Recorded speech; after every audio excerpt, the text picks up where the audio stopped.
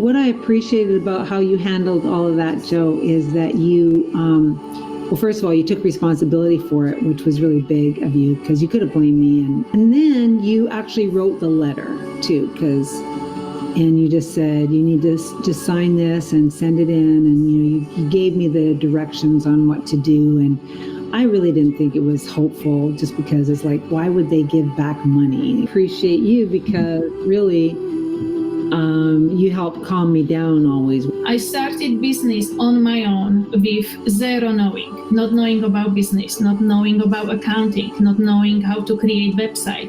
Literally, I had to learn some terminology related to accounting and to the business. And you were so good. I didn't know that, not because you saw, it wasn't because I didn't have brains for it. I didn't know that because I was taking care of something else.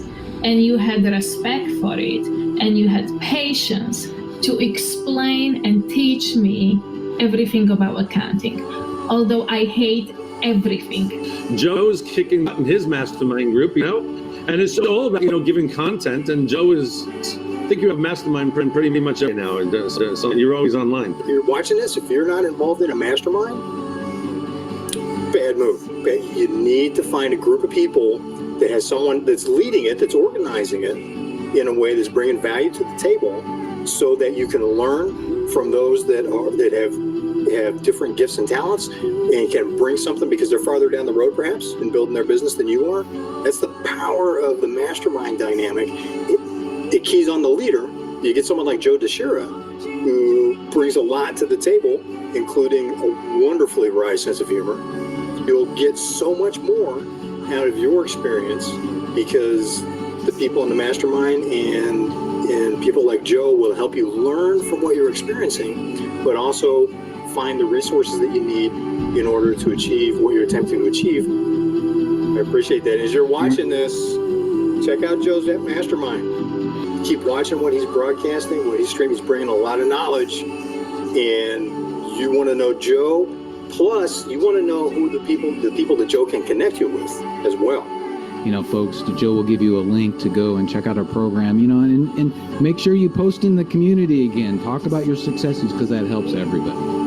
And I'm just so proud of you, Joe, for what you're doing to help these solopreneurs grow their businesses and these entrepreneurs with small businesses, because we're the ones who are making the real global impact on the world. All right. It is just absolutely the truth. And I just salute these warriors who are out there who are fighting and struggling every day to make an impact in their families' lives, in the lives of their communities. It's powerful stuff. So congratulations to your business, the growth that I'm seeing in your business. And I'm just so tickled, I guess, of the following that you're building, because I think you're resonating with people, and people trust you. And I think as entrepreneurs, we tend to be a little too trusting with the snake oil salespeople that are out there, and I think you're one of the good guys. So God bless you.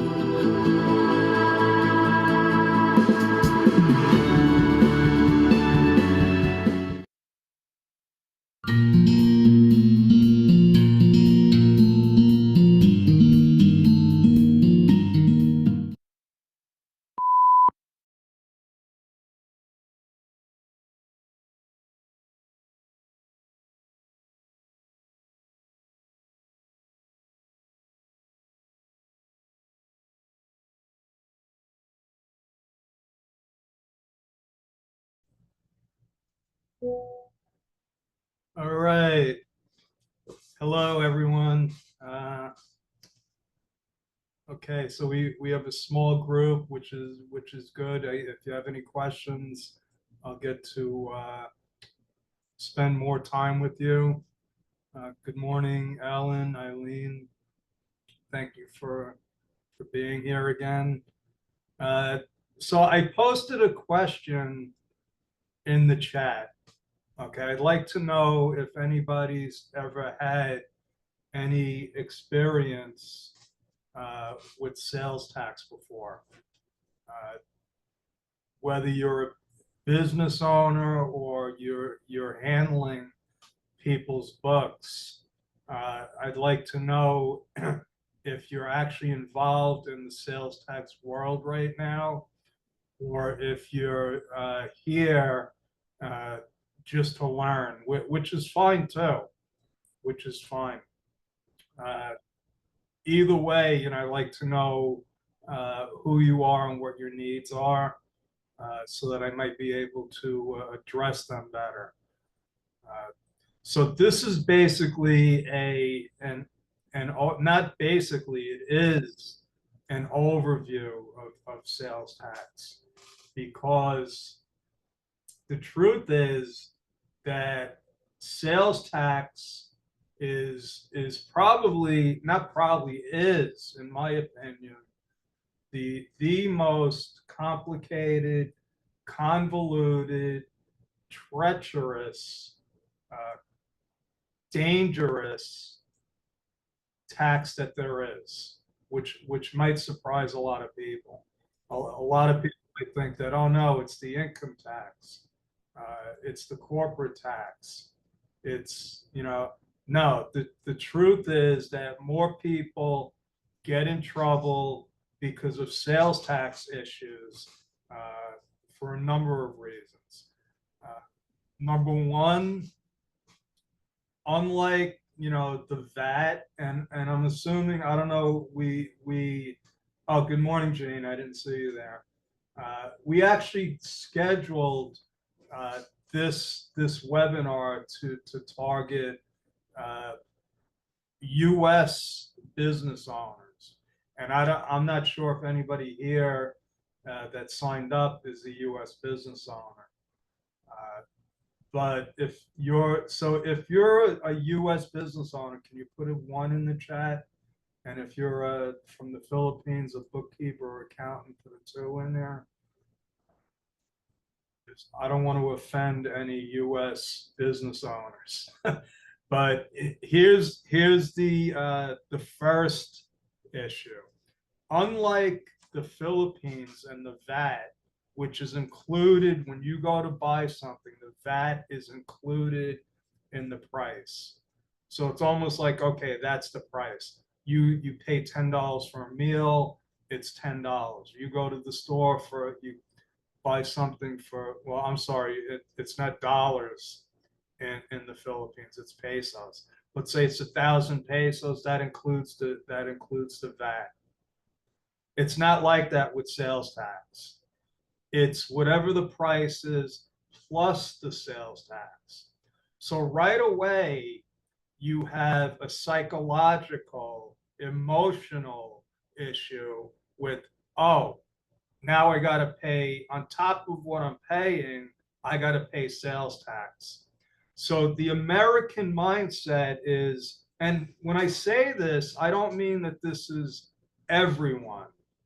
I'm talking in general. Most people will just pay it, and I'm talking about business owners, okay?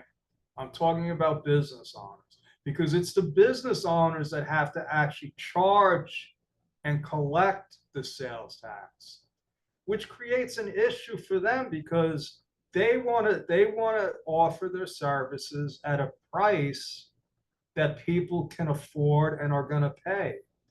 So when you say, hey, the bill is $1,000 plus sales tax, it's an impediment.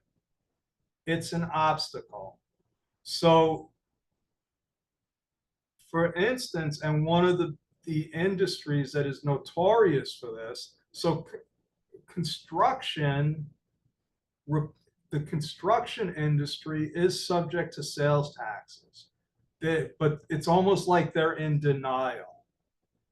They don't want to charge their clients sales tax because it puts them at a competitive disadvantage. A lot of contractors will, in effect, include the sales tax. The only problem with that is they're not paying it, okay? They're not paying it, which causes, there's a lot of blowback with that. So right away, the whole idea about sales tax gives people a bad taste in their mouth, okay? Then you have the issues of collecting, remitting. Again, in the construction industry, it's not black and white. It's very convoluted. The rules are complicated, okay? Especially for a small business owner, a small contractor, a plumber, a carpenter. They got all to do to get clients and do the work.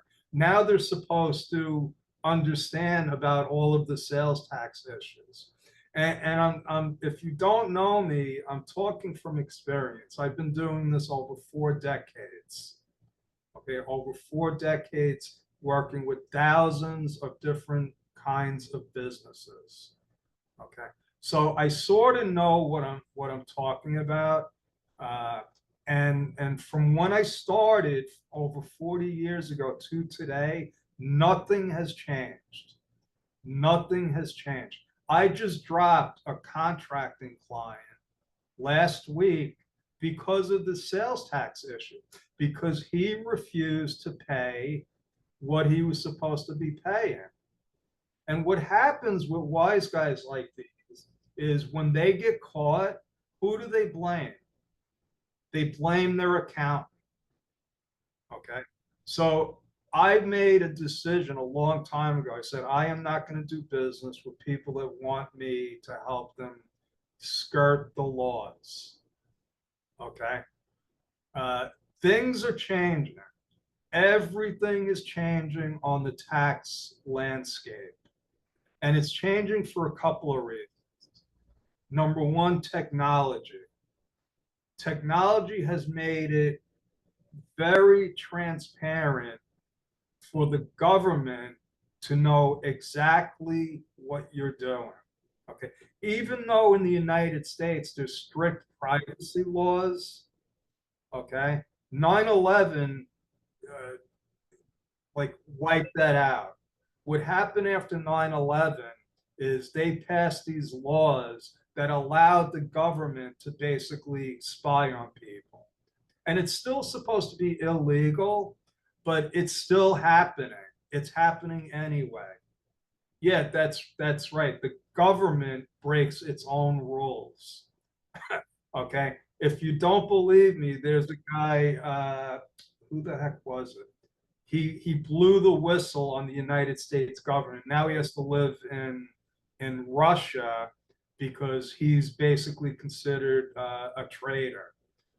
But what he did was he blew the lid off of the U.S. government, tapping into personal and business people's computers, their cell phones, listening to their conversations.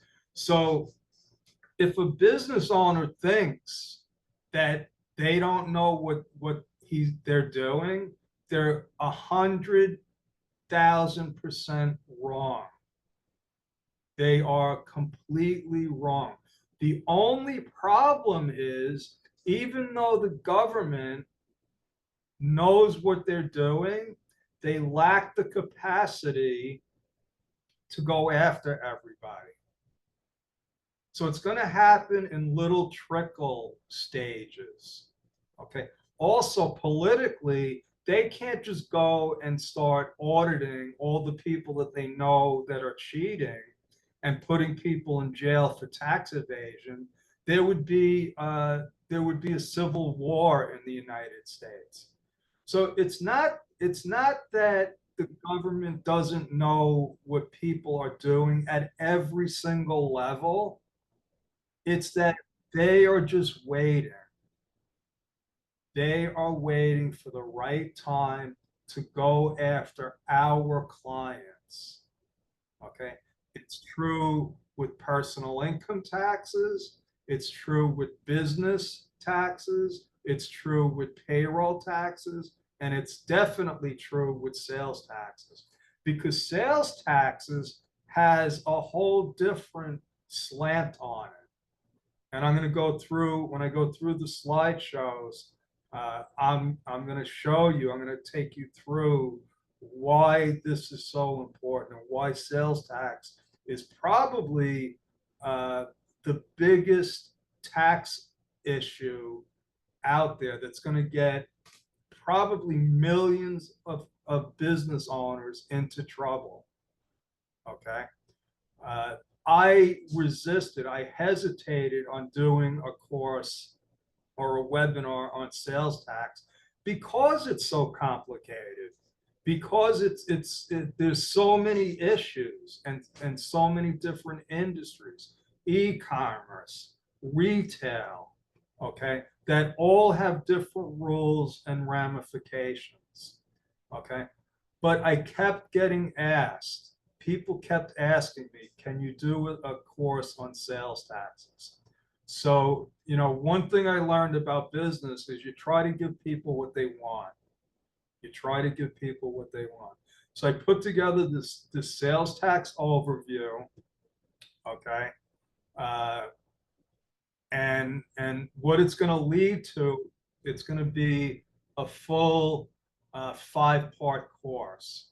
So we're going to go through, you know, the overview today, and I think, Eileen, I don't know if we actually have the sales tax course on the schedule yet, but if we do, maybe you could post it. I don't know if we're able to sign people up yet. But if you're here to learn about sales tax so that you could be on top of your game when this hits, you're in the right place. So nobody's answered any of my questions.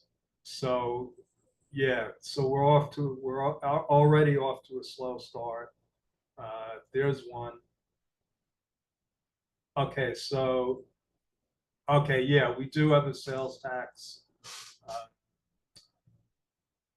Yeah, okay, so we do have the sales tax sign-up sheet. What's that? 1 second.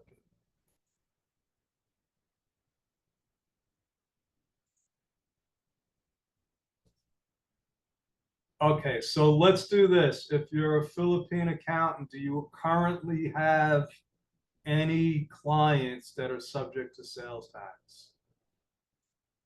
Let me know in the chat.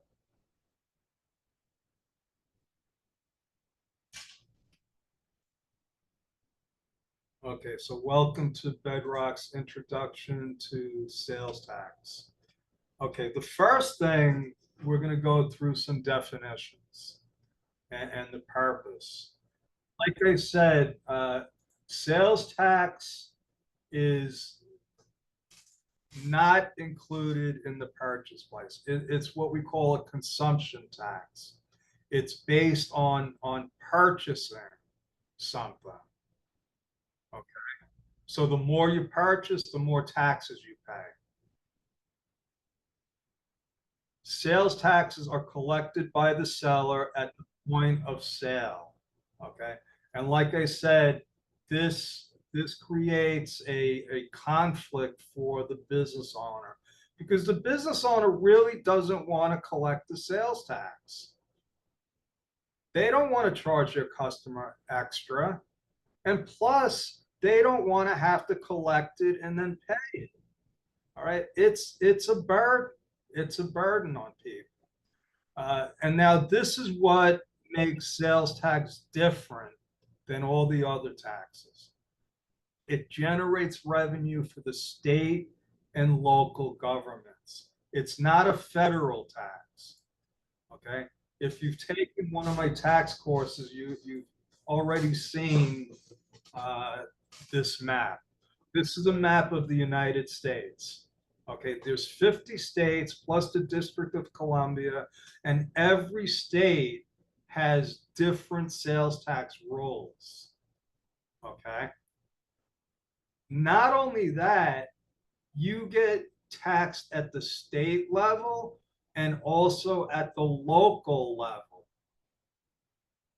So for instance, New York State, where I come from, the New York State sales tax is 4%. But then you have to add the local sales tax. So where I came from, which is Nassau County, it goes by the county, and there's like over 200 counties in New York State, and each county has their own sales tax rate. So the sales tax rate in Nassau County is 4.5%. So now if I'm buying something in Nassau County, I'm paying 8.5% sales tax. Well, the sales tax in New York City is 4.75%, 4.75%. So now if I have a choice of buying something in Nassau County or New York City, and it's for a lot of money, where am I going to buy? I'm going to save money by buying it in Nassau County. And that creates a conflict. And I'm going to explain exactly what that conflict is. So now, not only, and I didn't even know this because I've never had clients in Puerto Rico, Guam, or the Virgin Islands. These are US territories. If you have a client that's doing business in those territories, you have to register and collect sales tax. Now let's talk a little bit about the difference between federal and state, okay? Like I said, this is a state and local tax. The federal government does not collect or charge any sales tax. Okay. Also, not every state charges sales tax. I think there's like, and I'll show you, I do have a handout for you, which I'll give you during the workshop. Not every state imposes sales tax. Okay. So when people are, the cost of living in the United States is substantial, especially in states like New York and California, where the tax rates are through the roof. Okay. And let's say you're raising a family like my son. My son is an attorney. His wife has a good corporate job. She works for a hospital now. She's some kind of human resources expert. She's got a good job, good salary, good benefits. They're not poor. They make a good amount of money. They could not, and they have 2 children.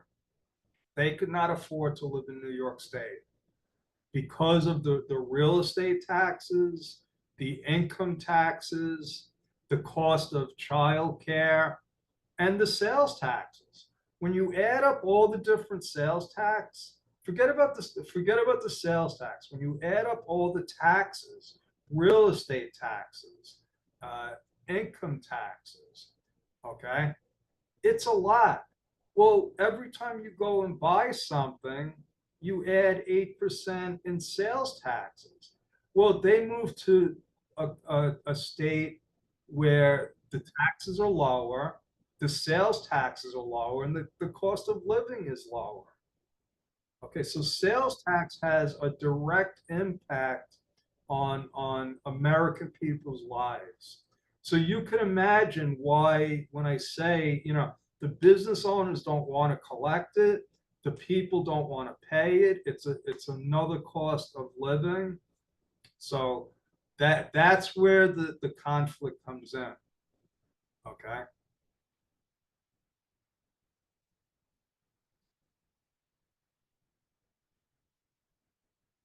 Okay, so like I said, it has nothing to do with federal law. It has to do with state law. So now I've explained that, I can buy something in Nassau County for 8.5%. And if I go so Queens, New York, Queens is part of New York City. You could literally have a street, and on one side of the street is Nassau County, and on the other side is Queens. So now, if I'm buying something for $1,000 on the Nassau side, I'm paying $85 in sales tax.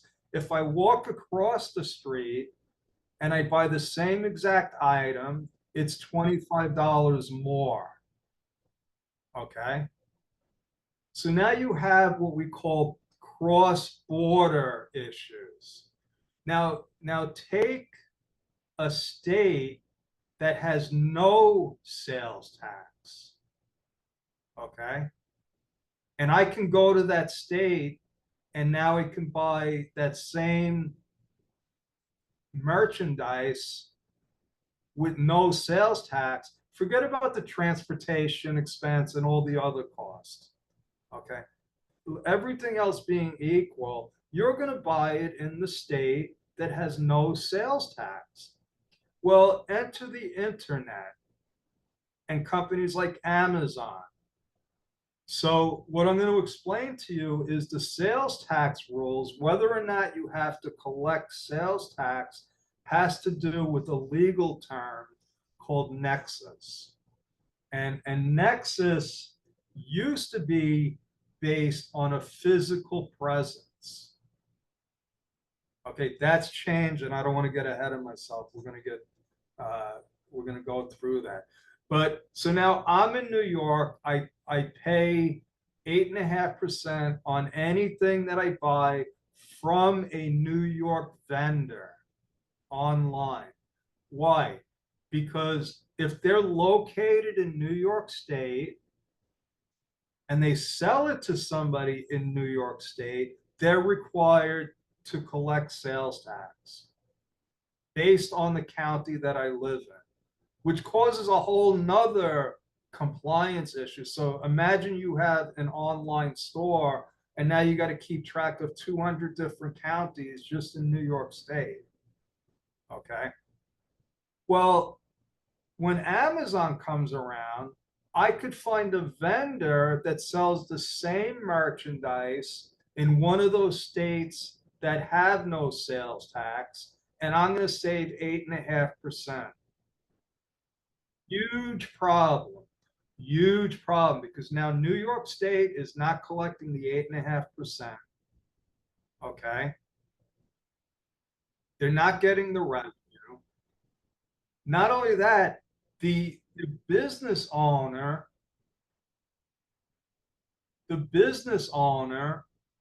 in New York State is at a competitive disadvantage. It's not a level playing field. So what they did was, and this has been around since before I started, there's what we call a use tax.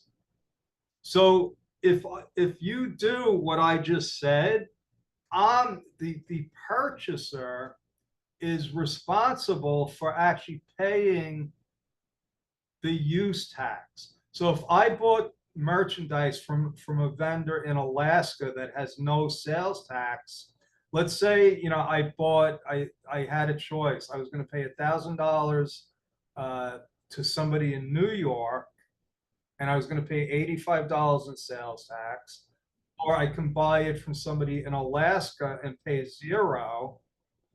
Well, when I file my personal income tax, I'm supposed to tell New York State that I owe them $85. Good luck with that, New York State. It's not happening. It's not. It's an unenforceable rule. It's an unenforceable rule. Now, they can enforce it if they do an audit. They don't do sales tax audits on individuals. They do sales tax audits on businesses. So law firms are a target. Why? Because when law firms open an office, they spend a lot of money on furniture. Okay? They spend a lot of money on furniture. So they were notorious for ordering furniture from out of state and not paying the sales tax. So New York State got wind of this, so they would audit the law firms and find out, give us all the bills for all the furniture you bought, and then they'd get hit with, the sales tax plus interest and penalties.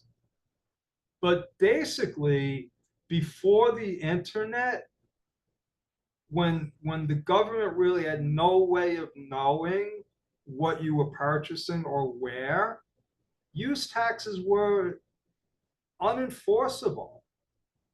Unenforceable. It's not unenforceable anymore because they're going to know where you buy stuff. The only issue are the privacy laws. Okay?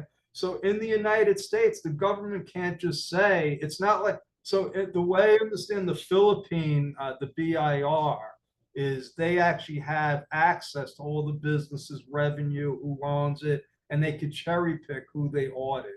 It's not like that in the United States. That would be, people would go to jail if they did that. Government officials would get arrested. Okay? It's against the US privacy laws. That's in our Constitution. Okay? The government would have to get a warrant.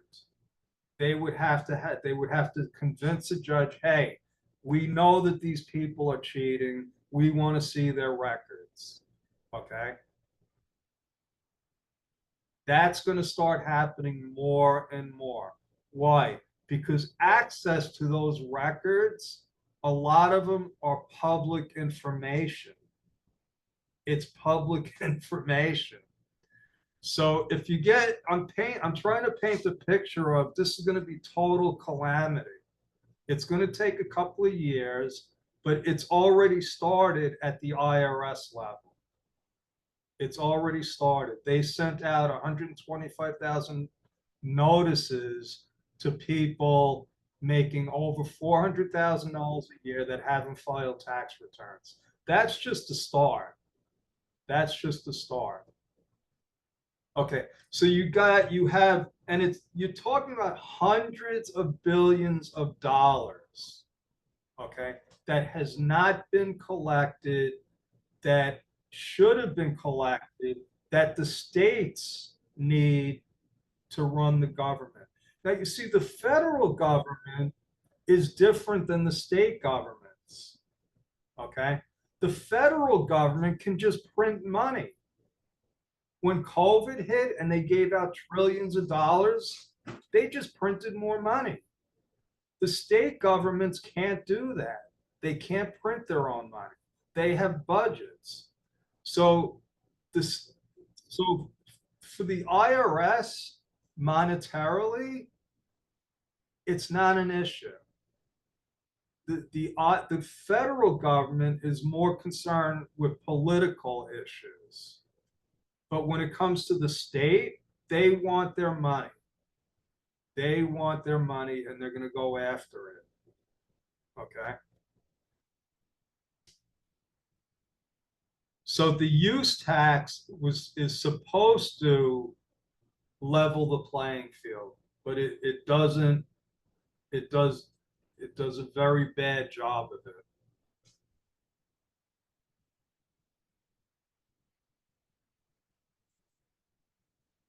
Okay, so like I said, we have all these different states. Every state has different tax rates, different taxable items, different exemptions. We're going to go through what those mean. Okay. So I asked Marianne to post the webinar, and I guess a lot of people she posted it, so we're getting a lot more attendees. So thank you if you join late. If you join late, oh, you're here, Marianne. Thank you. Good morning. So if you join late, I did ask a couple of questions in the chat, and I think if you join late, you don't get the older questions. So I'm going to repost it. So the question is, I want to know if anybody's ever had any experience either with their own business or with a client when it comes to sales taxes.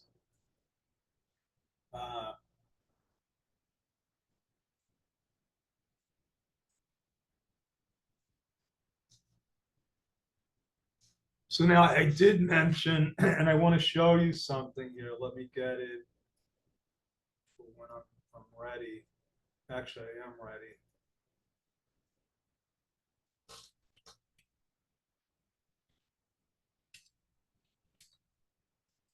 I'm going to show you the New York State sales tax form so you get an idea of what I'm talking about.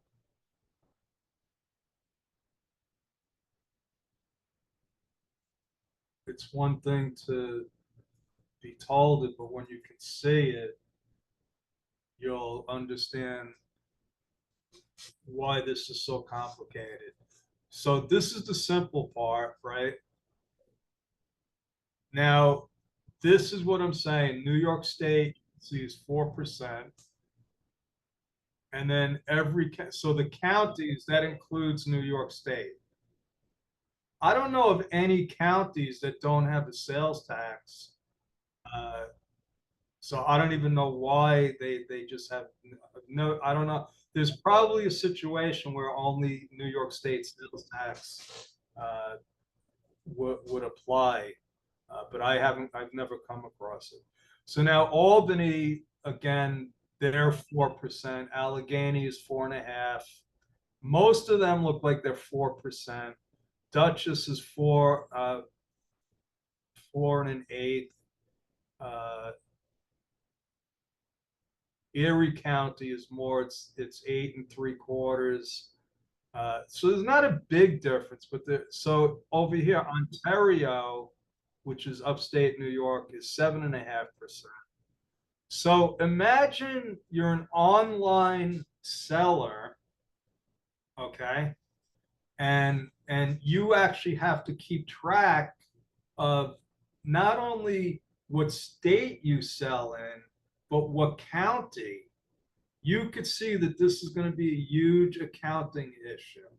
You got to have a real accounting system to keep track of this stuff. Okay. There's also some kind of special taxes. If you're in the car rental business and you're outside of what they call the metropolitan, there's like what they call a metropolitan commuter district, basically New York City. Okay, so if you're renting cars outside of this area, and it's the same rate, I don't even know why they do it. It's 12% inside and outside. If you're doing a peer-to-peer car sharing, which would be something like Grab, in the United States we have Uber, they're going to charge you another 6%. Then they have, okay, vapor products. So look at this, 20%. And they do that because they don't like vapor products. So they make it, okay, if you want to vape, you're going to pay a penalty. That's one of the political ways that they do this. Okay, so politics, when it comes to taxes in the United States, politics plays a big part in it. So that's why, there's a presidential election going on now. You can follow it on social media if you want. I follow it just if I want something to laugh about. But it's the Democrats versus the Republicans. Now, Republicans are traditionally pro-business, and Democrats are not anti-business, but they want to save the world. They want to clean up the environment. And how do you do that? You do it by raising money, by raising taxes. And it's not always just taxes. What they do is they'll raise fees. They'll come up with creative ways to get money. So business owners basically want Republicans in power, and regular everyday people that actually care about the world, they want the Democrats in power. So that's just part of the political system. So let me see, there's a couple of questions in here. So Lisa wants to say where can we check that doc? Are you talking about the sales tax document, Lisa? Because all I did was I went on Google and I said New York State Form ST-100, and that goes for any kind of tax form. All you got to do is go to Google and say and you could just tell it what you want. Give me a New York State sales tax form. Okay. When you do that, I'm gonna give you a tip. Whenever you do a search, the first couple of links it says sponsored. That means that company is paying to be on the top, and they're paying to be on top because they want to sell you something. What you want to do is you want to scroll down to the ones that say .gov. They're not sponsored, and it'll say NewYorkState.gov. If you do with anything with the IRS, any kind of state, don't click the sponsored ads. You're not going to get what you're looking for. So Charles says he discovered between the sales tax reported and remitted. Okay.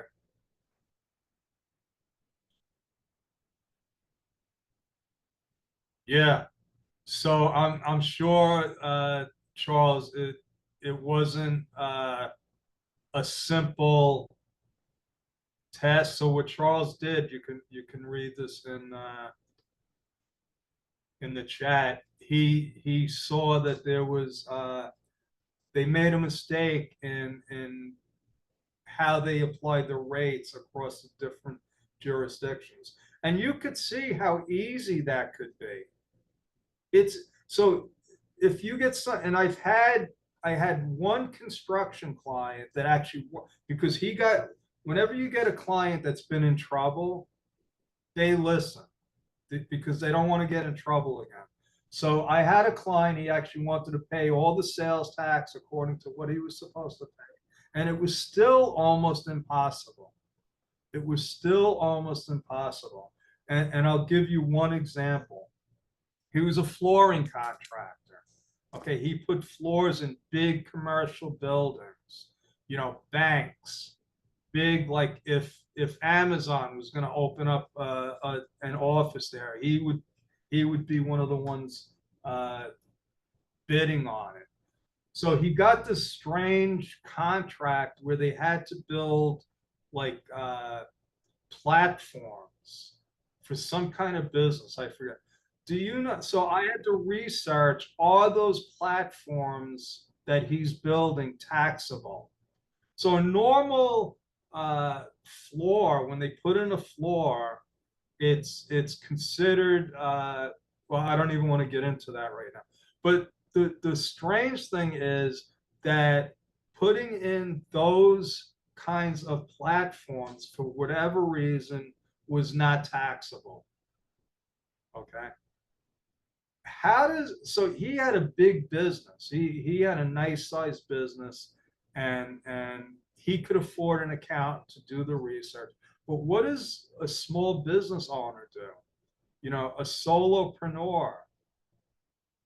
It's impossible. It's really impossible. That's why it falls on us as the accountants to try to guide them,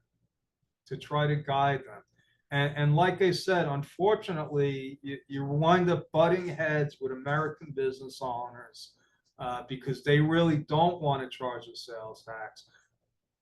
You can't force them. You can't force them. Okay. But you don't have to help them either.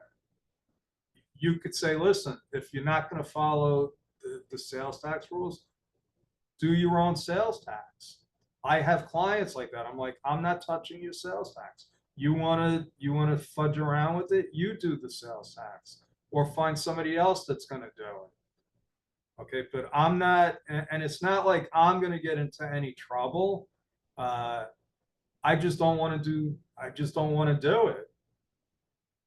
I'm not going to break the law for myself. I'm definitely not going to do it for somebody else. Yeah, there's a penalty. So when you file an amended return, if you owe money, you're going to get hit with a penalty. You're going to get hit with a late payment penalty. And basically, there's nothing you can do to stop that. There's nothing you can do because you owed the money, you didn't pay it, and that's why they have a late payment penalty. They don't want people to pay late. They want them to pay on time. So kudos for you, Charles, for discovering that and getting your client to actually fix it. Okay. So like I said in the slide, you know, there's special districts. That was what you saw in the New York State, the MCDT or TD district.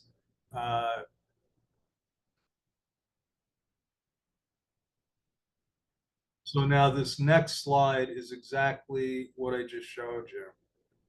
Okay, it shows the different rates. So now let's talk about some of the terminology. You have what they call taxable goods and services, exemptions and exclusions, and I mentioned the legal term called nexus. Okay, so most services, so when I say most, it's a moving target. And again, it depends on the state and locality. Okay, so accounting services are not subject to sales tax. Okay, I believe in Connecticut, because I did have a client in Connecticut decades ago, and I believe that Connecticut made accounting services taxable. But now, because of the Nexus rules, I lived in New York State. I didn't have to register as a sales tax vendor in Connecticut. Okay. In New York State, believe it or not, I had started a cleaning business, a side gig where I went into offices and did office cleaning. Now, when I started that business, maintenance services were not subject to sales taxes. Well, then they passed a law saying, oh yeah, now we're going to make maintenance services subject to sales taxes. So you could see, you know, it's always been a moving target.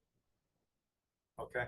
Now, the way that you deal with it, okay, you don't have to know the rules of all the states and US territories. That's the good news. What you need to do is you need to know what the rules are for the clients, for the states that your clients are in. So for instance, right now we have clients in California, Texas, Florida, North Carolina, New York, I think Washington.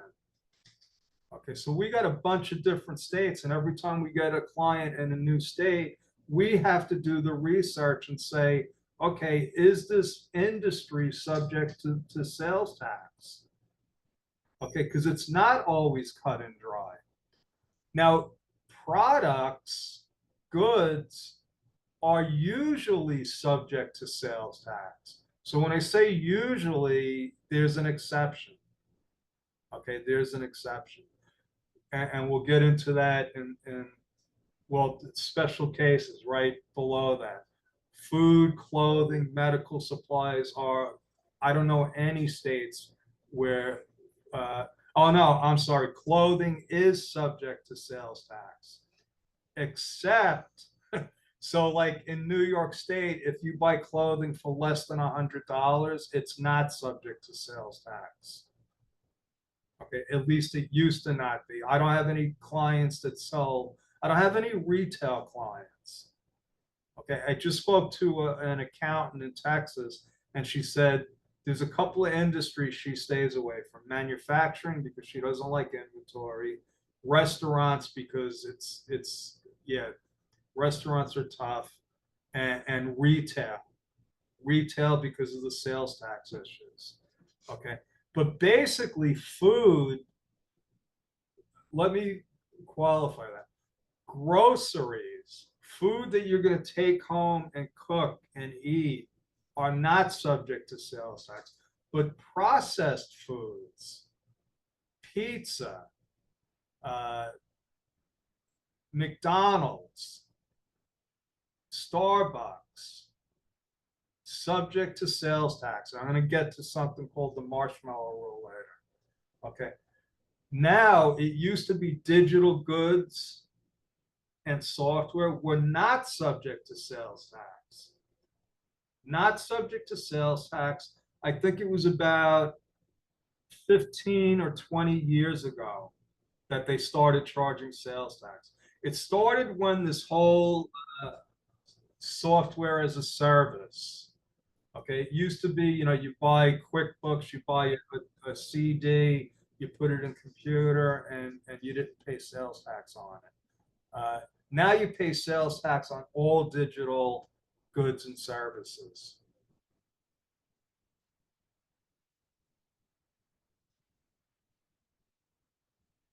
Now let's talk about, and I think my slides are a little bit out of order, but that's okay.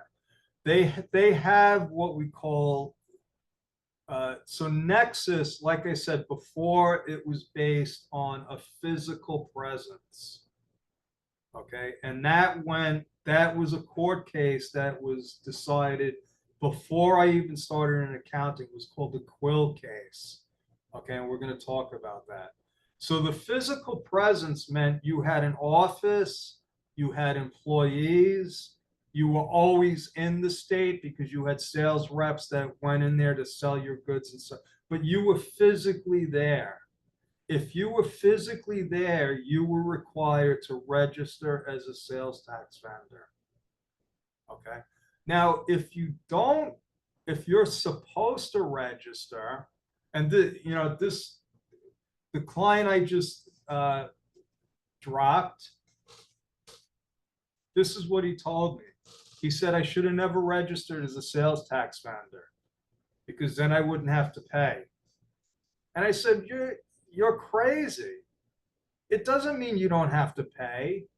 You still have to pay. You're required. It's not like you have a choice. You don't have a choice to register. You have to register so that they know that you're going to file.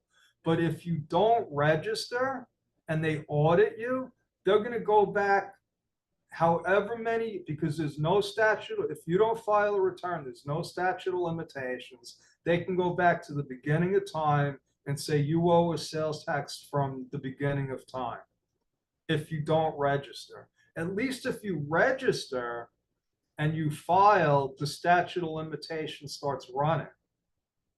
Okay.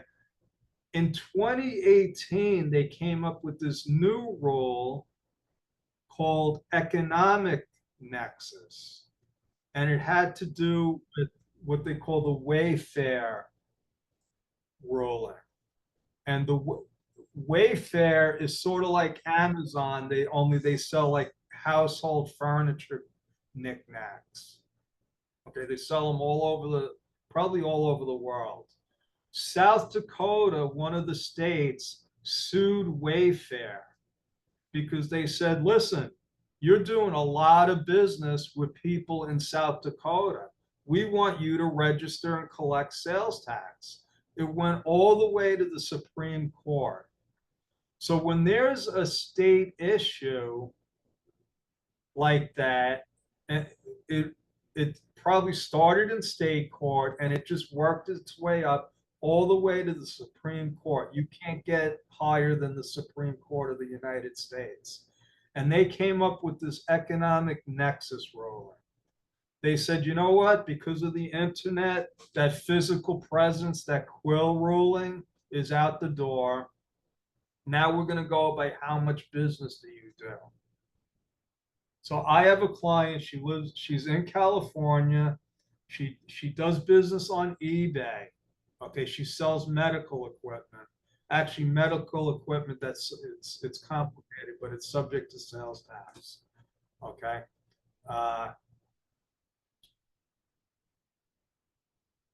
She sells it through eBay. So now eBay is what they call a market facilitator. A market facilitator is somebody like Amazon. They do business all over the place. Okay. The market facilitators, because of this economic nexus rules, what they're required to do is just file and pay in every single state, every jurisdiction. So luckily, if you have a client in e-commerce and they're doing business on something like Amazon or eBay, those platforms are already taking care of collecting and paying the sales tax. But she gets orders from either in-state or out-of-state for her product. So when she sells to somebody in California, she has to look up what county they're in, charge them the appropriate rate, collect it, okay? And then if she sells something out of state, she doesn't have to collect unless she sells above that state's economic threshold. So now, and we do her sales tax, and I hate doing it, to be honest with you, and it's not that many transactions. It's not that many transactions, but just mapping it all out takes time. Okay, it's not enough transactions to like go and buy a software package for it. Okay, but it's enough to be time consuming. So, I map out the schedule, but now I also got to keep track of how much sales she does in each state. Now, I'm going to share with you in the chat the economic nexus thresholds.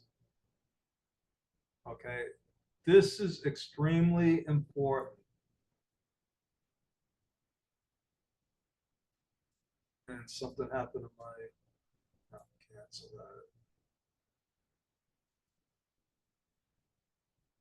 So if you have clients in the United States, or you're planning on getting clients in the United States, keep note of this. And here's why. It doesn't only apply to sales tax. It doesn't only apply to sales tax. So let me see something here. I want to give you an example.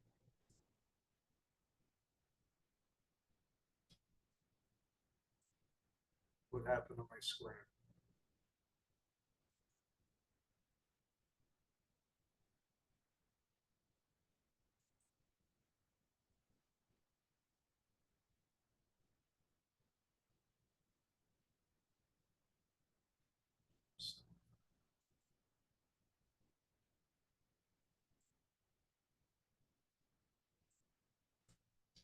Okay, let me give you an example here.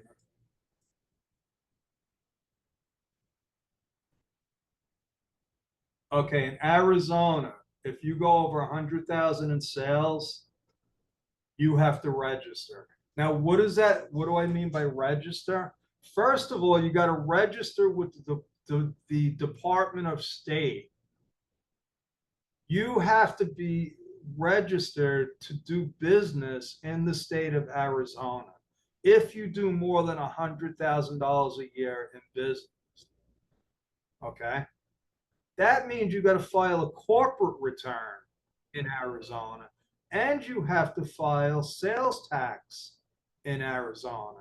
Now, don't ask me what happens in the next year when you don't have any business in Arizona. Because that's another question. Well, what if it goes up one year and then down, and then it's a nightmare. That's what it is. It's an administrative nightmare. And it's here's one of my favorite sayings: where there's chaos, there's opportunity. When it comes to sales tax, there's total chaos. More chaos than any of the other kinds of taxes. More chaos when it comes to legally being registered in a different jurisdiction. Total chaos. Now, not only do they have this dollar figure, they will go by how many sales and how many transactions. So in other words, in Arkansas, it's 100,000 in sales or 200 transactions. That means if I make 200 sales of $1, okay, $200 in sales, but there's 200 sales, I have to register in Arkansas. Okay, Connecticut, 200 transactions. District of Columbia, 200 transactions. Okay, so the need for real accounting systems just went up dramatically. And for anybody on my team, Bedrock, they know the tug of war that we go through with clients just to get information, just to get their bank statements. Okay, so this is going. I like to look at it as sort of like a silent war. There's a war going on that the American business owners don't even know about. It's like the government is in retreat mode now because of COVID. Okay, they're in retreat mode. They're bringing in reinforcements, and Little by little, they're going to start attacking. Okay. Digital and online presence. What is that? I don't even know what that means, but let's say I'm targeting clients in Texas. Texas is a great state for business now. Why? It's a great state because there's no income tax. Okay, let me see what they do about sales tax. Okay, Texas, you need over $500,000 in sales to have economic nexus. Okay, but it sounds like if I'm targeting digitally a specific area, I could be considered as doing business in that state. Solicitation and advertising. If I do a direct mailing, if I send 10,000 postcards out to somebody, to businesses in Texas, okay, all it takes is somebody in the government to take notice. And there are people out there that their job is to scout out what's going on. Who's doing business in the state that's not registered? Okay. Where are we now? Yeah, so I already said, so the Nexus, once Nexus applies, it doesn't just apply to sales tax, it applies to everything. And what that means is, as the accountants, if you're responsible for, at Bedrock, we register our clients. We charge for that. That means it's going to bring in more revenue. Okay. From my standpoint, I'm like, that's great for my business. That's great but for small businesses in the United States, it's a problem. These are a couple of what I mentioned, marketplace facilitators. Okay. If you have a client doing business on these platforms, so what I do with my client is I take her eBay sales and I actually report it as sales, but not taxable, not subject to sales tax. And the reason why I do that is I don't want, if she gets audited and they look at her bank statements, they're going to say, hey, your bank deposits don't match what you reported on your sales tax. Okay, I could probably not report it because it's already being reported by eBay, but I'm taking a conservative approach. I'm like, it's not going to hurt us by reporting it. Okay. The next slide, I talked about the Wayfair decision that changed everything. Now, compliance requirements. So what does that mean? It means, first of all, you have to determine if you're required to register. Like my construction client, one of his, and it kills me when these business owners get tax advice from their business owner friends.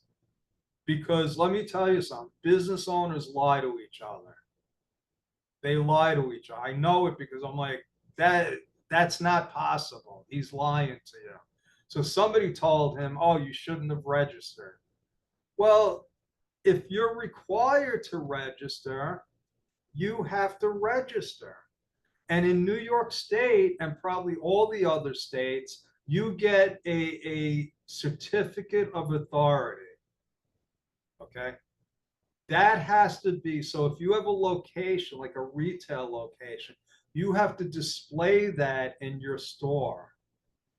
Okay, you put it in a frame, you put it up in your store.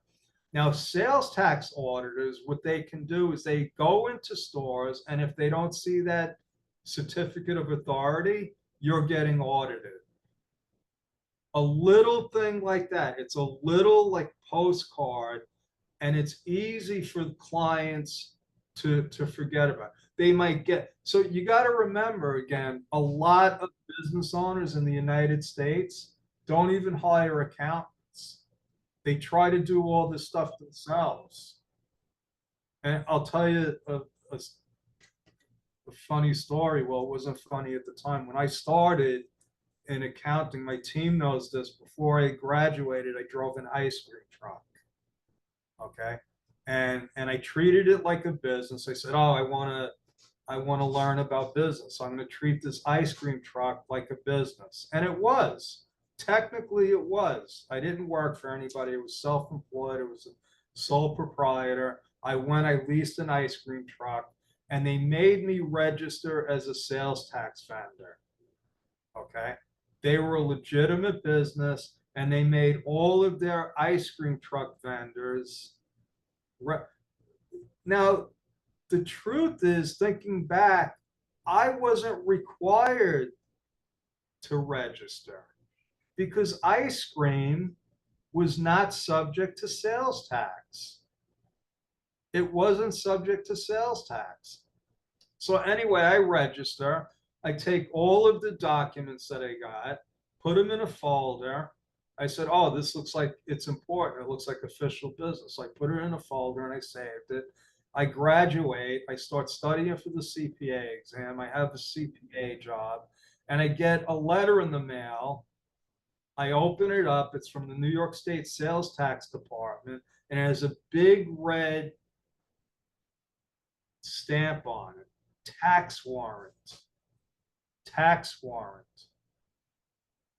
And my life flashed before my eyes. I said, my whole CPA career is over. What did I do? Am I getting arrested? Should I get, seriously, I had no experience. I didn't know what this meant. For 3 days, I couldn't sleep. I couldn't eat. I didn't know what to do. And then I got up the courage to ask one of the, now remember, I'm working in a CPA firm. I was embarrassed. I said, if they find out about this, I'm going to lose my job. So I go to one of the accountants. I said, what do I do about this? Am I in trouble? And he looked at me and he laughs. He says, why don't you try calling the number on the letter and ask them what they want? So I called them up, and what it was I had filed as a vendor, but I never filed a return. So when you don't file a return, they assume, hey, we're going to file a tax warrant. Okay, so I wasn't in trouble. They just wanted me to file a final return. They wanted me to send in that certificate of authority. I didn't have to pay any penalties. And I was like, oh my God, now I could, and that started my experience in the business world. I said, now I know why people are so, because all these clients are coming in and none of them looked happy. They all look scared. And I'm like, now I know why they all look scared. They probably all got letters like I got. Okay, so once you register, you have to file. Okay, now how often you have to file and how often you have to pay is going to depend.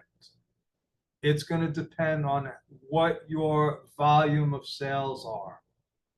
Okay, and again, it's going to depend on the state. Okay, it's going to be monthly, quarterly, or annual. So again, you have to find out, what the specific state filing requirements are. Now, also, all the states, you do everything online now. Okay, everything is done online. So every state has a portal. Now, you could get authorization from your client and go in and file for them. You have to find out what those states' rules are. I'm not sure if you have to be a CPA or an attorney to get authorization to file the sales tax returns. If you can't, then you'd have to walk your client through it. Okay, or you could get on a Zoom call and take over their screen and file it for them. And now there's also software, which I'm going to tell you, I did have another bonus thing, but I don't know if I have it available now. for clients that are in multi-states that have a lot of sales, there's no way you're going to be able to do this manually. There's actually sales tax programs out there that'll do everything for you. Okay. We don't have any clients like that. All of our clients are small businesses. Most of them aren't subject to sales tax, and that's by design. Okay, I try to get clients that are like coaches, consultants, real estate investors, real estate brokers. None of those people have issues with sales tax. And one of the questions, yeah, if you file late or incorrectly, there's always going to be interest and penalties. Record keeping requirements for sales tax is a lot more important and stringent than for income tax, believe it or not. Why? Because if you get a sales tax audit, they're going to want to see all of your invoices. They're going to want to see how much you charge on all of those invoices. If you have a retail store, they're going to want to see the register tapes. Okay. I remember I had a prospect one time. I was actually, believe it or not, another business that I had started was when paperless became like a thing. You know, I bought this huge scanner. Okay, paid $30,000 for this scanner, a high-speed scanner. I was going to make people paperless. Okay, I had clients in the title insurance business that paper was a big problem. They had to keep paper documents, and I said, "Oh, I'm going to go after these clients. I'm going to make them paperless." And I got a lot of leads. Long story short, the scanner that I paid $30,000 for, you can get for $200 today.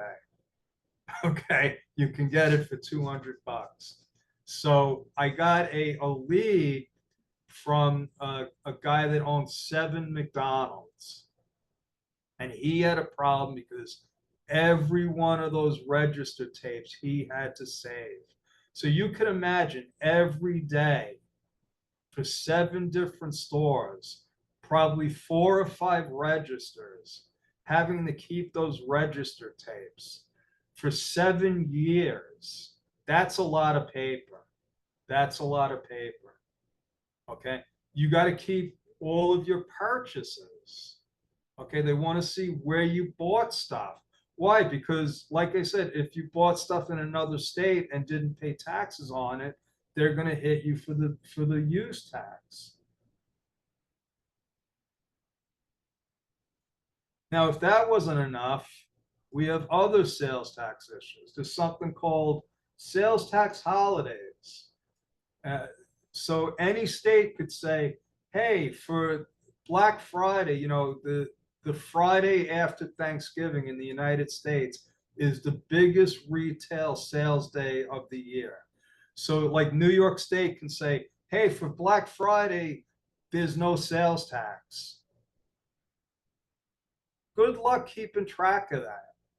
Good luck keeping, you're talking about, now for the big stores, they have systems, but we're talking about small business clients. Now, it's hard enough just to get bank statements from business clients. Now you got to say, hey, on Black Friday, what were your sales?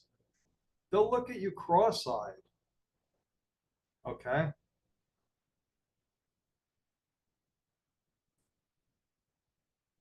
Calculating sales tax. So Charles talked about he found a mistake. He had to actually go in and amend the sales tax return. Okay.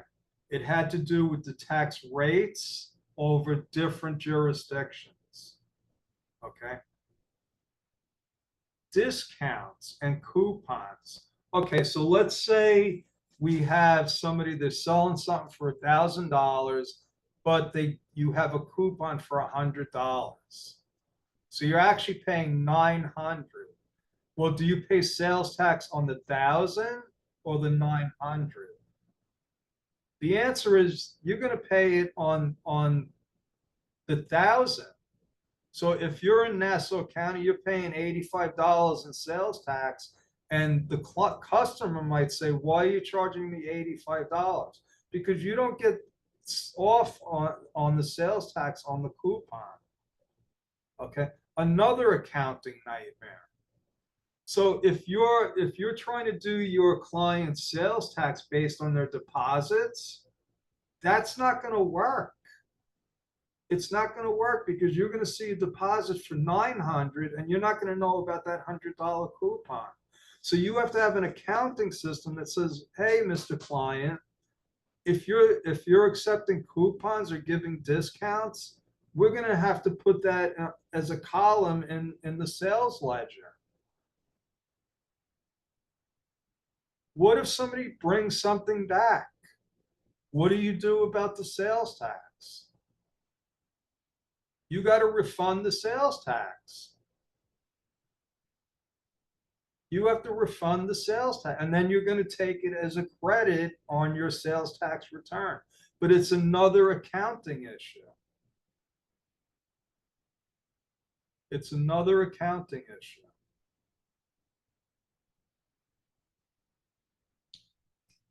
So collecting, collecting is pretty, how should I say this?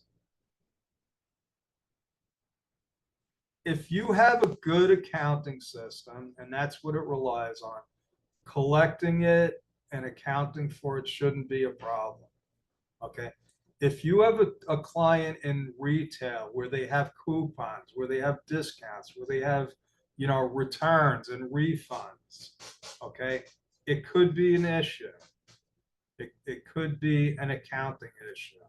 So if you get a client that's in that kind of industry and you have to give them a price and you're doing the sales tax, you're going to have to take that into account. You're going to have to take that into account.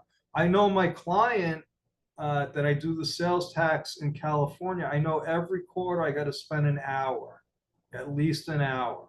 And it's not something like I can delegate, because it's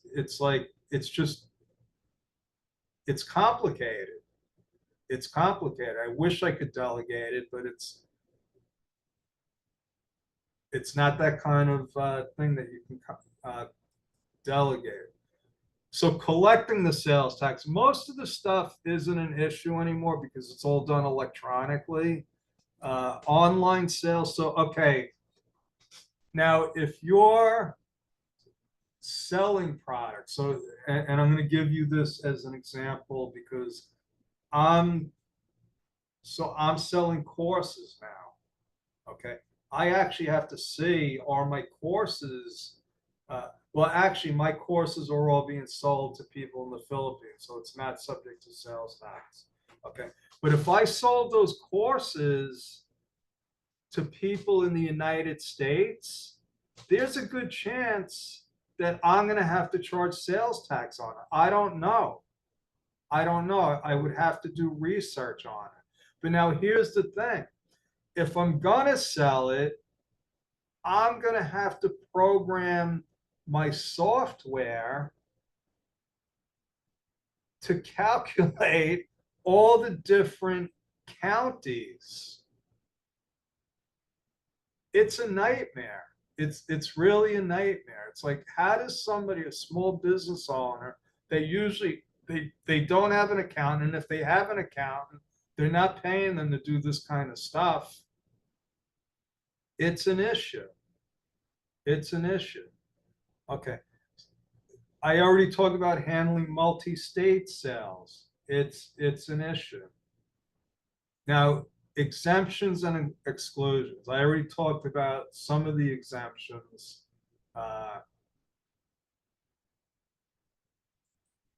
Groceries, prescription medications, medical devices, not subject to sales tax.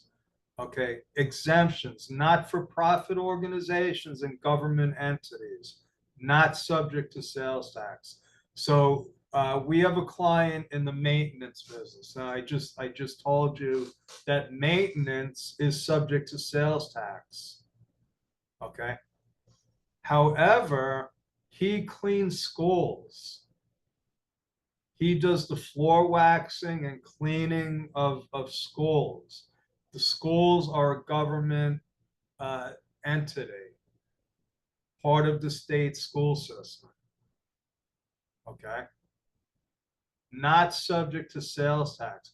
Now, if he was cleaning a private school, it's probably going to be a different story. It's probably going to be a different story because a private school isn't a government entity. So you see, as the accountants, we get put into these situations where we got to do a lot of research and then not only do the research in order to help our clients comply with the rules, we have to have sophisticated accounting systems. And like I said, for millions of small business owners that have been flying under the radar, it's going to be an issue. There's going to be a lot of people that aren't in compliance. They're going to be getting into trouble, and they're going to need accountants to figure this stuff out for them. The marshmallow rule. Okay, this is one of my favorite. When I first started in accounting, this is how it was explained to me. Marshmallows, I'm going to assume that everybody knows what a marshmallow is. There's big marshmallows that you like. In the United States, we roast them. We put them on a stick. We roast them. They're delicious. They're not good for you, but we roast them. And then there's the small marshmallows that you put in hot chocolate. Okay. You go into a store, you could buy the big marshmallows and you can buy the little marshmallows. Okay. The big marshmallows are considered a grocery, a food item, not subject to sales tax. The small marshmallows are considered a condiment, subject to sales taxes. When the accountant explained this to me, this is when I first started learning about sales taxes. I looked at him and I said, you got to be joking. You have to be joking. Because at the time, nothing was computerized. Only big companies had computerized registers. Everything was, old-fashioned registers. Everything was cash. And I'm picturing you go into a small deli, a small grocery store, and you have a cashier, okay? Somebody, maybe a high school student working part-time. Do you think he's going to know the marshmallow rule and then know how to enter it onto the cash register? It's impossible. It's impossible. Okay. So all of these rules and regulations, it's mind-boggling. It's really mind-boggling. And then you have the different industries like construction. When we do the sales tax course, I'm going to have a whole section just on the construction industry. I'm going to have a whole section just on e-commerce. Okay, because that's how granular it's going to get. Okay. The construction industry, I could probably do a 6-month course just on sales tax. I don't want to do that unless people start telling me, hey, I got a bunch of construction clients and it's important. So what I look for as an accountant, as an entrepreneur, I don't just look at, hey, what's the job that I got to do today? I look for trends. I look for what's happening. I've always been like that. Okay, use it to my advantage in running my business. When QuickBooks first came out, I made a lot of money because I realized that accountants weren't paying attention. they weren't teaching their clients how to use the program. And I said, oh, this is a good opportunity. We got millions of people that are buying this cheap software program, and their accountants hate it. Their accountants hate it. So I'm going to love it. I'm going to love it. I'm going to learn it. And for all of those, if I had the business that I have today, if I was able to scale, forget about it. I would have had I could have had thousands of clients. Literally, I could have. That's how many people were calling me. I got so many calls that I couldn't even handle the amount of calls that I had. That's how I look at what's going on today with taxes in the United States. I look at it and I said, oh my God, this is bigger than when QuickBooks came out. This is going to be bigger and better for accountants that are aware of this stuff that's going on. American business owners have their heads in the sand. They're like ostriches, okay? They don't want to know nothing. They don't want to know nothing. Just tell me how much I owe, what do I owe so much, and where do I sign? Okay? But take my word for it. What's going on with the government, what's going on with technology, it's all going to come to an end. It's 5 years from now, it's going to be a completely different landscape. American business owners aren't going to be able to hide. They're not going to be able to fly under the radar like my construction client thinks that. And I sent him a text. I said, John, talk to me in 5 years. Let me know where all of your friends are that are giving you this great advice. Okay. So the future is great if you're in this business, if you want to capitalize on what's going on, if you want to be ahead of the game. Okay. That's one thing I've always tried to be one step ahead of what was going on. Okay. When I first found out about that I could do remote accounting, I jumped on it. I jumped on it. It took accountants 15 years to realize that they didn't have to leave the office to do client work. 15 years. I had already been doing it for 15 years. I was like, oh, you guys just woke up? I know that the guy I was working for at the time, I said, Michael, we have a great opportunity here to do accounting remotely. His partner shot it down. His partner shot it down. I went on to start a whole remote bookkeeping business. I taught my mother how to do bookkeeping. She lived 2,000 miles away. I created my first course. Okay. Funny story. Last year, I get contacted by an Indian company that was doing remote bookkeeping, outsourced bookkeeping, and it happened to be owned by my old boss. My old boss started what I told him to do 20 years ago. Okay, so he didn't listen to me, and I said, tell Michael I said hi, and imagine where he would have been if he had listened to me. Okay, so you could follow what I'm saying, learn the stuff, get into the US market, okay, and 5 years from now you'll be saying, thank God I did it. Or you could not do it, and in 5 years from now say, I wish I had done that. I wish I had done that. I wish I had listened to Joe DiChiara.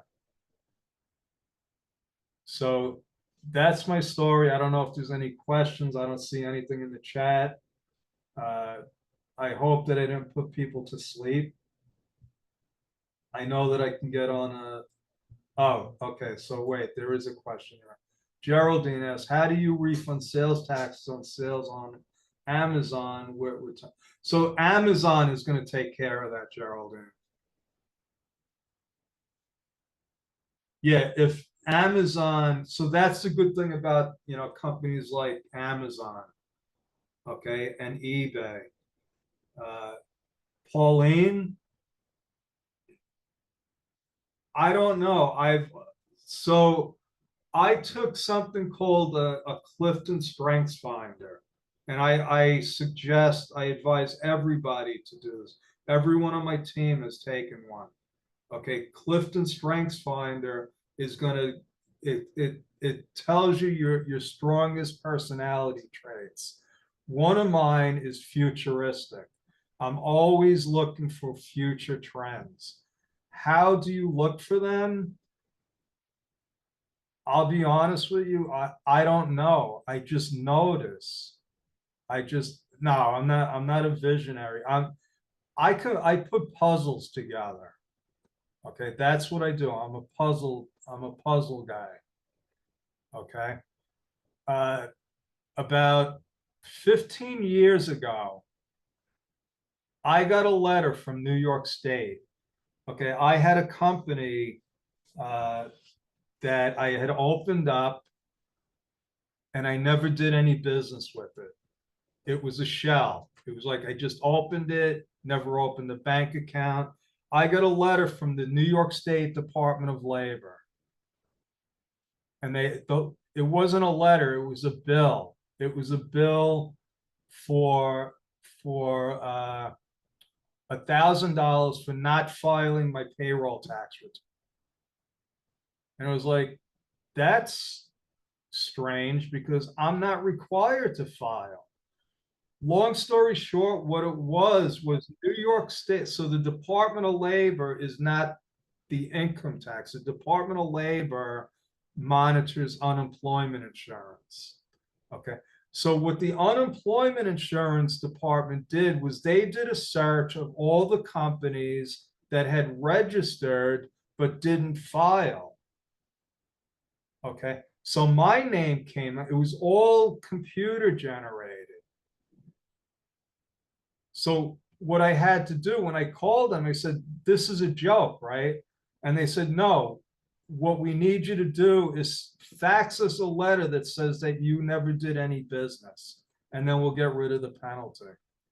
And I said, oh, this is what's happening now. Now they're using the computers to cross-reference everything. I can't, so all of my clients that had, because a lot of people open up businesses, they never do anything with it. I had to create like a template. So every time one of my clients got one of those forms, I had to fax it into New York State saying, hey, we never did any business, leave us alone. I can't imagine how many people just paid that $1,000 fee. That was the start of all of this technology stuff. And I knew it. I said, oh, this is just the start of Big Brother. Okay, Big Brother, I read when I was in high school, a book called 1984. Okay, it was a science fiction book. In 1978, it was science fiction. But what it said was that the government had access to everything. They could hear what everybody says. They could see what everybody says. And I remember reading that. I was like, this is crazy. This will never happen. Well, we're beyond 1984 now. The government can see everything. They know everything. And now it was just a matter of time. Now they're using it. Another thing that happened, and this is by design, there is no more cash. In the United States, people don't have cash anymore. Everything is digital. Everything. I had clients that in the construction business, they would do somebody's roof for $30,000 and get $30,000 cash. Okay. About 20 years ago, that started drying up. My construction client said, we can't get paid cash anymore. And that caused a problem because they couldn't get paid cash and they couldn't pay their illegal workers. And I said, oh, that's interesting. That was a trend. I said, they're getting rid of all the cash. So it's not like you could predict the future. You just say, oh, it's a sequence of events. It's a sequence of events. And I could just say, based on the past events, now they're doing this. just like the IRS sent out 125,000 notices, I said, that's just the start. That's just the start. They're putting people on alert. And the other thing is, these people, they're not poor. They're people that make over $400,000 a year, and they haven't filed returns. What that tells me is that's 125,000 people that never hired an accountant.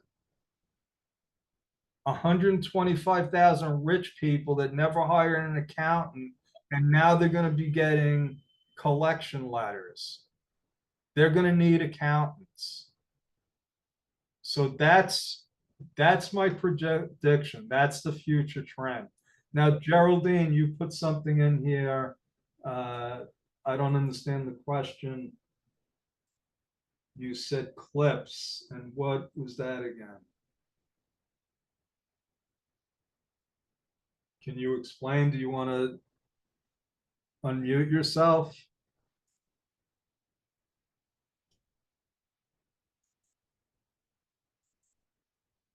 Does anybody else have any questions, comments? Is anybody, let me see, Eileen, can you put the link for the course up there? And maybe if you, let me know if you're interested in signing up for the course. Let me see a 1 in the chat box. Thank you, Eileen.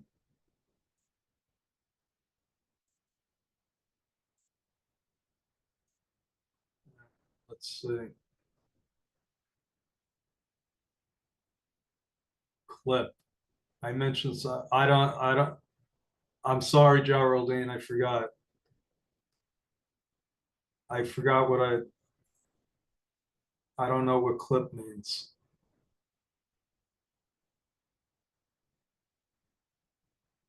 Okay, refund set.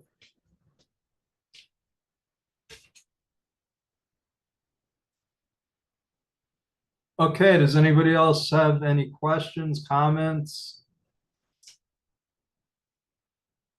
All right, Geraldine, thank you for signing up. The class, okay, the class starts September 18th. All right, I want to thank all of you for your time, for attending. Thank you, Marianne. Are you still here, Marianne?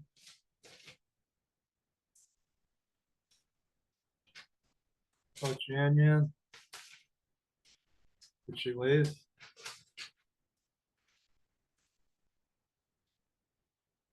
She's not here, Joe. She's not here. Okay. Do we have any announcements? Janine, do we have any announcements?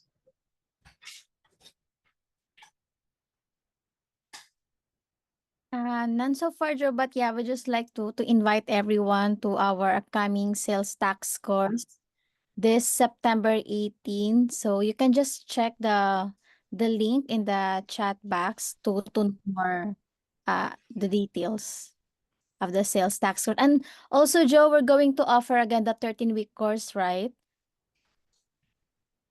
Yeah.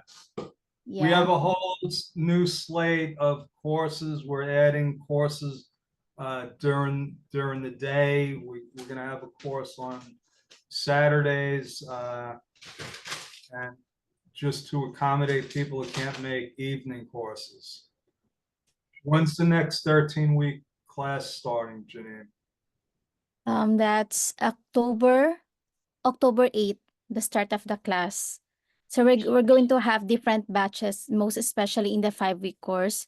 So we have PM class and night class, afternoon and night class, for us to accommodate students that are very strict with their schedules.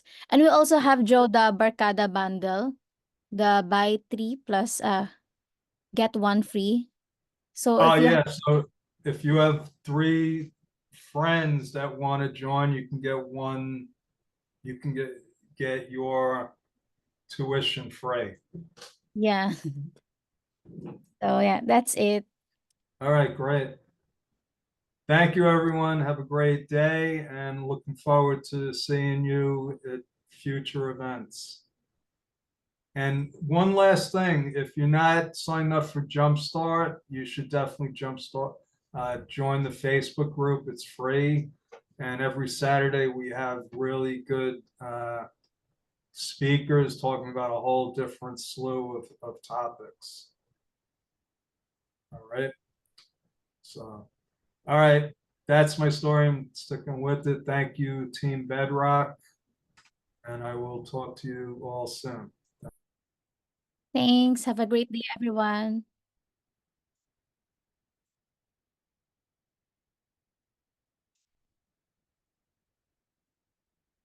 Okay, Miss Geraldine, you just yeah, you can just message me.